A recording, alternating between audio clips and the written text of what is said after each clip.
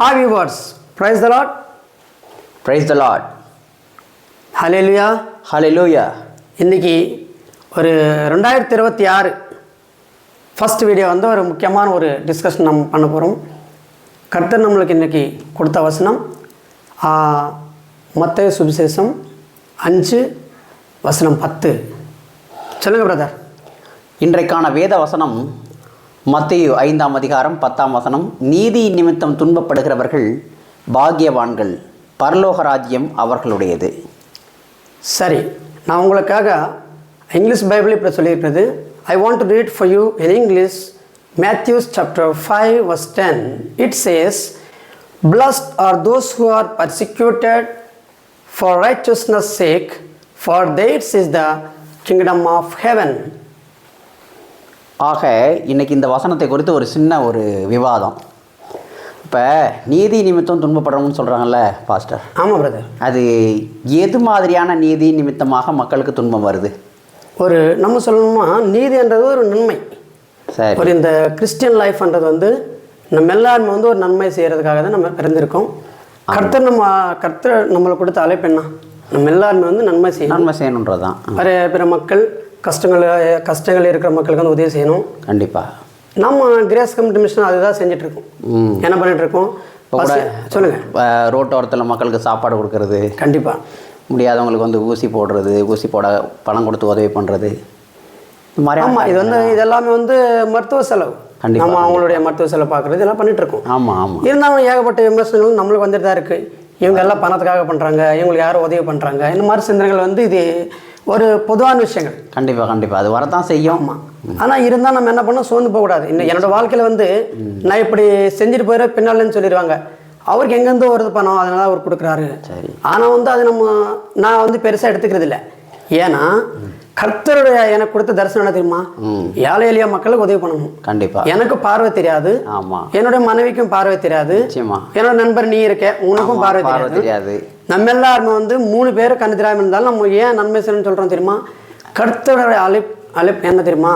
What is call? we have to do the righteous things. அவரோட நீதிக்காக நம்ம வந்து நன்மை செய்யணும் மக்களுக்கு. கண்டிப்பாக. இதுதாங்க உண்மையான நீதி.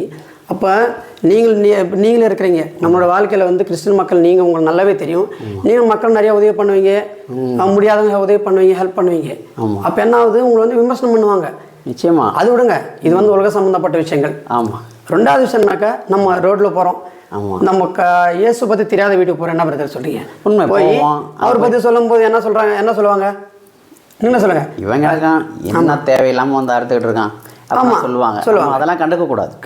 அந்த நேரத்தில் நம்மளுக்கு வந்து ரொம்ப டிசப்பாயிண்ட் ஆயிரும். நம்ம வந்து எவ்வளோ ஆசையோட கர்த்தரோட ஊழியத்தை செய்கிறதுக்கு வந்திருக்கோம். உண்மையிலே இது மாதிரி என்னோட வாழ்க்கை நிறைய நடந்தது. நானே போவேன். போகும்போது உங்களுக்கே பார்வை தெரியாது. பார்வதியும் நீங்கள் என்ன பண்ண போகிறீங்க? ஏன் உங்களோட கடவுள் வந்து உங்களுக்கு கண் பார்வை கொடுக்கலாம்ல? ஆனால் கேட்குறது உண்டு. நிச்சயமா. இதெல்லாம் வந்து நம்ம வந்து பெருசாக எடுத்துக்கூடாது.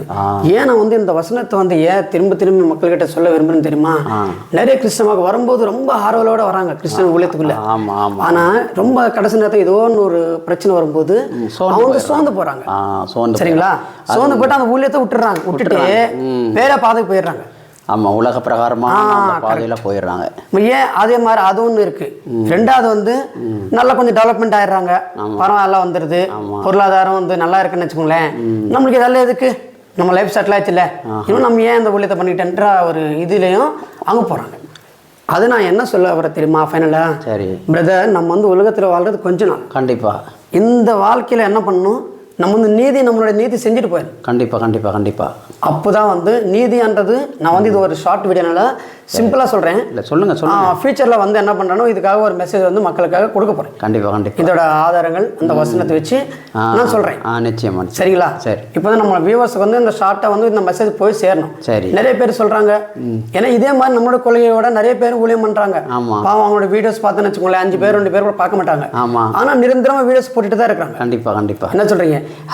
ஆமாம், அதான் நீங்கள் சொல்கிற மாதிரி நீதி நிமித்தம் வந்து எந்த ஒரு கஷ்டம் வந்தாலும் சரி, நம்ம வந்து அதை விட்டுறக்கூடாது. விடக்கூடாது, அவங்களுக்குரிய வெகுமதிகள் பரலோக ராஜ்யத்தில் விடக்கூடாது. ஏன்னா ஆமாம், இப்போ ஒன்றும் இல்லை பிரதர், நம்ம வந்து ஒரு ஏரியாவுக்கு போகிறோம், ஆமாம், சொல்கிறோம், நம்ம வந்து வசனத்தை விதைக்கிறோம். கண்டிப்பாக விதைக்கும் போது ஒரு நாளைக்கு இன்றைக்கி நம்ம மறுத்து போகலாம், ஆமாம், நாளைக்கு காலங்கள் வரும்போது அது முளைக்கும்.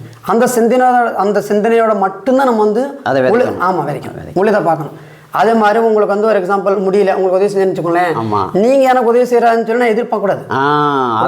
ஆமா, கர்த்தருடைய reward, I will receive reward in heaven. என்னது அந்த வெகுமதிகள், வெகுமதிகள் வந்து கண்டிப்பா சொல்லுங்க. அந்த கர்த்தருடைய வெகுமதிகள் வந்து பரலோக ராஜ்யத்தில் நமக்கு இருக்கும். அந்த வெகுமதி என்ன தெரியுமா? பரலோக ராஜ்யம். நான் வந்து ஏன் நம்ம நீ இந்த கிரேஸ் மினிஸ்ட்ரிஸ் ஆரம்பிச்சு நான் ஒரு எஜுகேட்டிவ் டைரக்டராக இருந்து நான் இதை வழிநடத்திட்டு இருக்கேன் தெரியுமா? நான் வந்து பணக்காரன் அல்ல, நான் வந்து என்னுடைய சொந்த தொழில் செஞ்சுக்கிட்டு தான் இந்த ஊழியம் பண்றோம். கண்டிப்பாக இந்த ஊழியத்தினால என்ன பண்ணும், எனக்கு வந்து பரலோக ராஜ்யம் நிச்சயமா உண்டு என்ற ஒரு நம்பிக்கையோட மட்டும்தான் என்னோட ஊழியத்தை நான் வந்து செஞ்சுட்டு இருக்கேன். மக்களே, இந்த வீடியோ பார்க்குற நீங்கள் என்ன பண்ண தெரியுமா? ஒரே சிந்தனை மட்டும்தான் உங்களுக்கு இருக்கணும். நீதி மட்டும் செய்யறது நிப்பாட்டாதீங்க. ஆமாம், அதிலே நிறுத்தி நில்லுங்க. கண்டிப்பாக be stand in the Lord and he will help you. கர்த்தருடைய நீதிக்குள்ளே நிலைத்து நில்லுங்கள், அவர் உங்களுக்கு உதவி செய்வார். சரிங்களா? அந்த நம்பிக்கையோட மட்டும்தான் நீங்கள் ஊழியம் செய்யுங்க. கண்டிப்பாக உங்களோட வந்து பரலோக ராஜ்யம் நிச்சயமாக உண்டு. நிச்சயம். சரிங்களா? இந்த வசனம் வந்து நல்லா படிங்கள். டெய்லி வந்து நம்ம எல்லாருமே வசனம் படிக்கணும், நல்லா புரிஞ்சுக்கணும். உலகத்தில் 1008 பிரச்சனை இருந்தாலும் சரி, நம்மளுக்கு ஒரே ஒரு தெய்வம் இயேசு மட்டும்தான். அவர் மட்டும்தான் நம்மளுக்கு வந்து என்ன துன்பங்கள் வந்தாலும் என்ன பிரச்சனைகள் வந்தாலும் சரி, நம்மளுக்கு நீங்க கடன் பிரச்சனை இருக்கா, உங்களுக்கு உடம்பு சரியில்லையா, எது இருந்தாலும் சரி, நீங்க என்ன பண்ணணும்? ஜெபம் பண்ண மட்டும் போதும். கர்த்தர் உங்களை என்ன பண்ணுவார்? சுகப்படுத்துவார். நிச்சயமா சுகப்படுத்துவார். சரிங்களா?